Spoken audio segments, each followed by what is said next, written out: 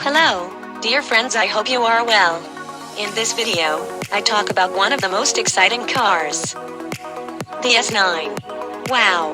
Subscribe to my channel to be a professional mechanic to have all the car information.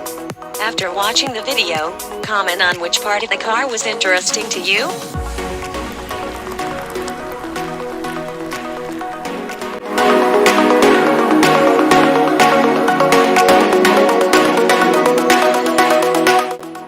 Most convincing DS. Tried all the German bestsellers? Here's a thoughtful alternative. The DS9 is the third model from Citroën's deluxe offshoot brand, but unlike the DS7 Crossback or the DS3 Crossback, it's the first designer label French car for ages to shun the jacked-up crossover craze.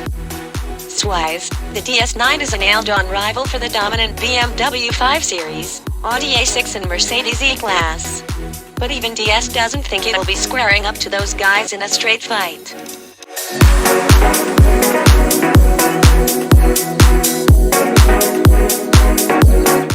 Three powertrains are on offer, and diesel is nowhere to be seen. How the times have changed, eh? Choose instead between a 1.6-liter petrol four-cylinder good for a heady 222 bhp, or a plug-in hybrid that teams a lesser petrol engine with an e-motor.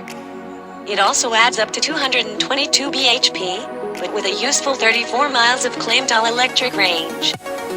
Topping the range is the 355 bhp plug-in 4x4 setup found under Peugeot's 508 PSE.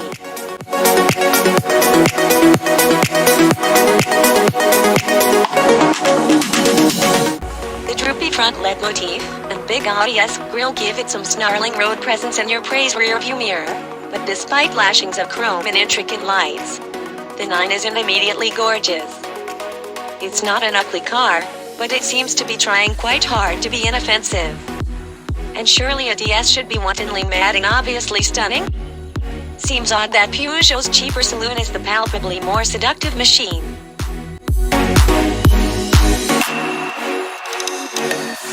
We went with the middling version, got a disappointing 17 miles of F-range versus a claim of over 30, and combined economy of 112 mpg when the battery was charged, against 38 mpg when it ran flat.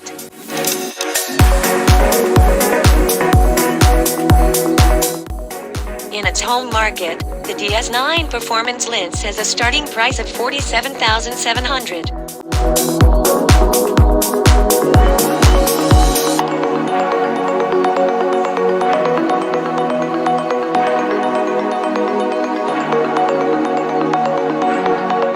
It's commendably quiet inside thanks to laminated double glazing, with no obvious wind rustle around the mirrors, and less of the road roller tire roar you get in a firmer riding rival.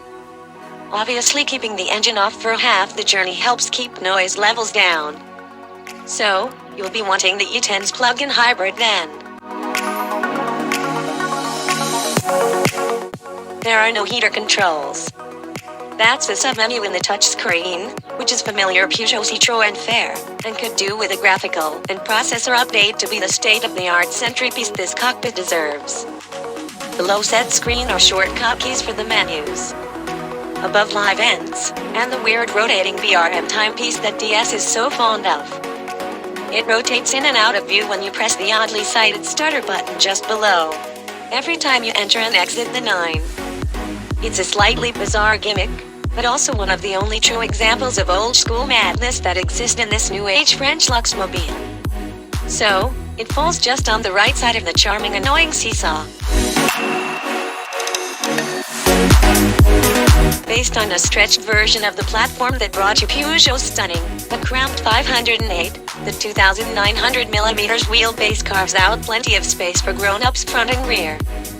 The long glass shrouds gives the cabin an airy ambience than you might expect, while the boot is a competitive size and pleasingly features a hidden stowage cubby for the E10's charging cables beneath the floor.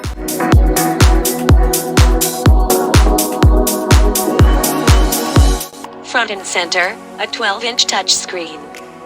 Behind the steering wheel, 12.3 inches of fully digital instruments. The metal window switches live on the center console, while the well-trimmed leathers and fillets of flashes of metal ramp up the perceived quality.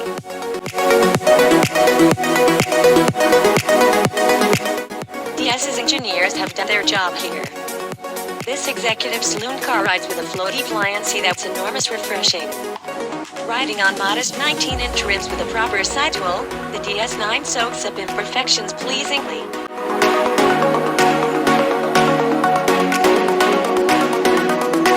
The engine's a little too buzzy when roused, but nothing about the 9 single-quote-s wafty demeanor encourages time-saving driving. This is not a fun or even a memorable car to drive.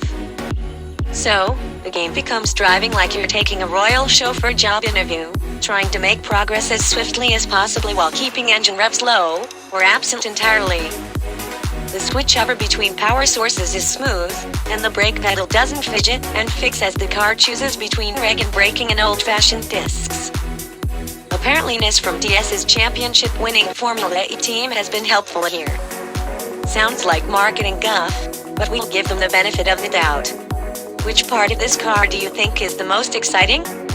If you enjoyed watching the video, like it and share it with your car fan friends.